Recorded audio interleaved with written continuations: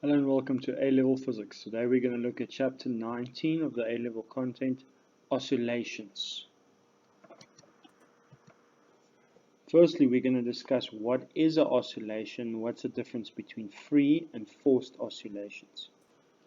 An oscillation can be simply described as a vibration or a motion. So once I move the ruler with my hand, it now has a forced oscillation. Okay, and it's forced to oscillate at the same ratio as my hand. If I shake the table, the camera is shaking, okay, at the same frequency as which I'm shaking the table. So the camera over here, okay, it's got a forced oscillation or a forced vibration, okay.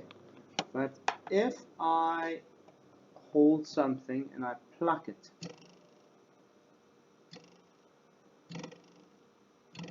that is the object's natural frequency. And if I shorten the length, I'll show you from the side.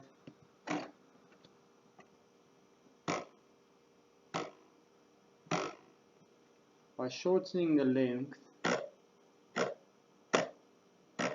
I'm changing the frequency. So a forced frequency is when I physically force something to vibrate. But a free frequency, or its natural frequency, is when that object vibrates at its own frequency. So I cause it to move and I allow it to move at its own frequency. Now we're going to look a little bit at how we can observe different types of oscillations. The first one is going to be a mass spring system. Now here we have a typical mass spring system. We've got a mass connected to springs and it simply vibrates or oscillates between the two sides. As the one spring is pulling, the other one is pushing, and it can go on for as long as there is energy and not enough friction to stop it. So obviously this will stop at the end of the day through friction, but this simulation won't show it. So we're going to look at a real life experiment that has something similar to this.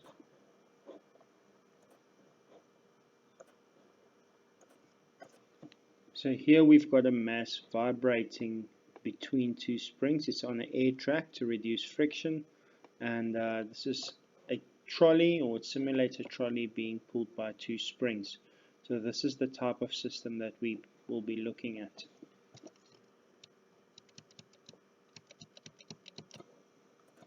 Next we will be looking at a pendulum. Now a pendulum also oscillates back and forth, okay, back and forth vibration that we can see here. Here's just a simple illustration of a pendulum. You guys have done it and you will be doing it in your AS Prax. So pendulum won't be a new thing towards you guys, but this is also a oscillation, a vibration. The speed of the oscillation will be determined by the length of the string. And next we will be looking at how we can use a stroboscope to see other oscillations.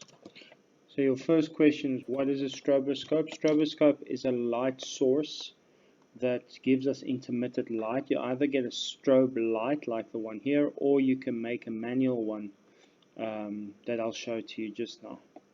So here they're going to explain to you how this device works, but please look at the application of the stroboscope. So we've got a rotating wheel here with a sticker called AB. Rotational speed. Stroboscopes are designed to measure rotating, reciprocating, and linear motion, and for visual inspection of rotating objects without stopping the machine.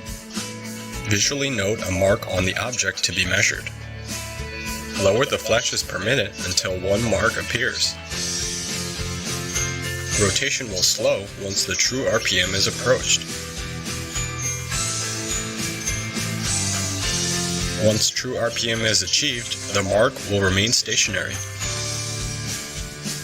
Using the phase shift feature, you can shift the position of the image.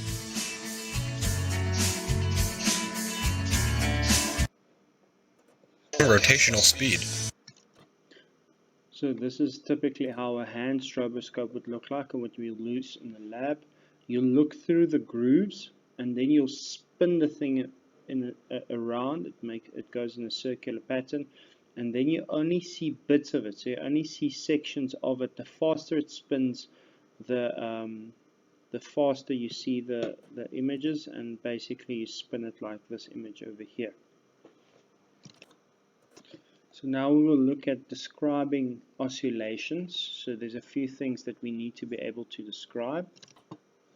So in your textbook, page 288, we're just going to there, and a oscillation can be described as a sine graph, and where we have a displacement time.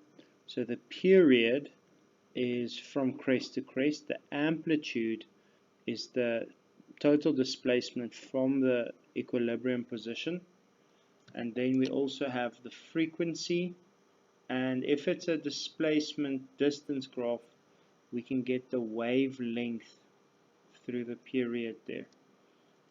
Okay, so when we work with frequency, frequency is derived from 1 over the period. And last but not least, we also look at the phase. So here we've got two waves. They're out of phase with each other, and they're out of phase with 90 degrees if you go with mathematics, or a quarter of a wave out of phase. If we look at these two, they are 180 degrees, or half a wavelength out of phase. And these are also out of phase because they don't have the same wavelength at all. Okay, so they're permanently out of phase without a fixed pattern necessarily.